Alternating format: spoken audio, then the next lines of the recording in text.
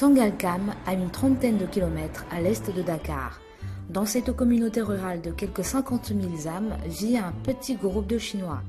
Leur travail, cultiver des légumes, mais également transférer leur savoir-faire aux agriculteurs locaux. Nous sommes dans un site de démonstration géré par 7 agronomes chinois. En vertu d'un accord de coopération agricole sino-sénégalais, à partir d'octobre 2006, la Chine a commencé à envoyer des missions agricoles au Sénégal. On en est à présent à la 4e mission chinoise. Notre mission est constituée de 13 agronomes qui sont spécialisés dans le riz, dans les légumes et les mécaniques agricoles. Ce sont des personnes professionnellement très compétentes, ayant un grand sens de responsabilité et qui sont prêtes à partager leur expérience avec nos amis sénégalais.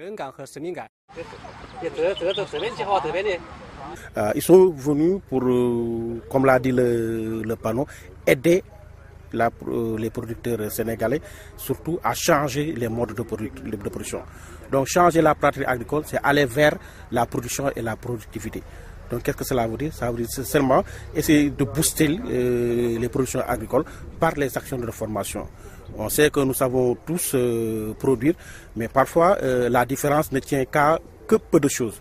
Donc parfois un geste ou bien un changement de comportement peut radicalement bouleverser toute une vie du producteur parce que ça permet de produire plus.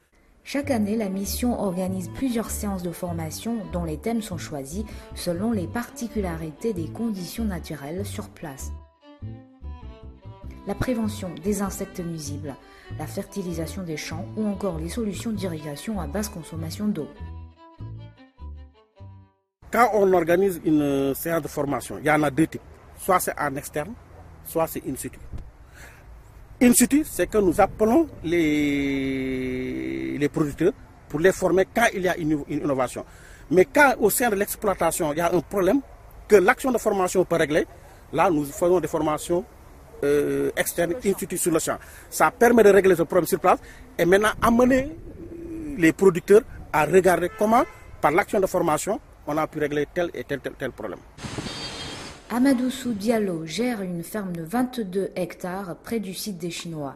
Depuis 2012, sa ferme est un point de démonstration pour la culture de piments et de tomates. Jusqu'à présent, on compte plus de 30 points de démonstration de ce genre dans 5 grands villages aux alentours. D'abord, ils m'ont formé à installer les serres, c'est moi-même qui ai installé ces serres-là.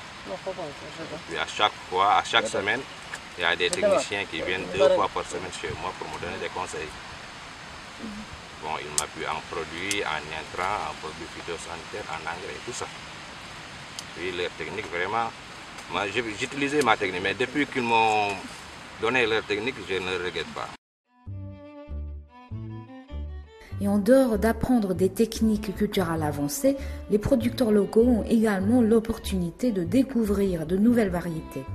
Dans les champs de quelques 10 000 mètres carrés du site de démonstration chinois, on trouve au total une quarantaine de variétés de légumes, y compris des espèces qui n'existaient pas du tout au Sénégal. Exemple avec Kouroukwa, le concombre amer.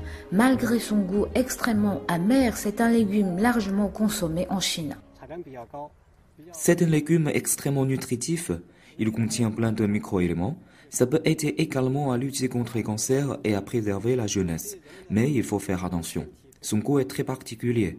C'est très amer. Vous auriez besoin du temps pour vous y habituer.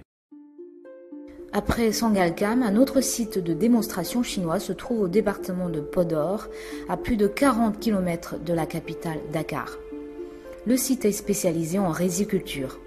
Ensemble, les experts chinois et les agriculteurs sénégalais ont surmonté les barrières linguistiques et culturelles et ont mis au point un mode de coopération efficace et rentable.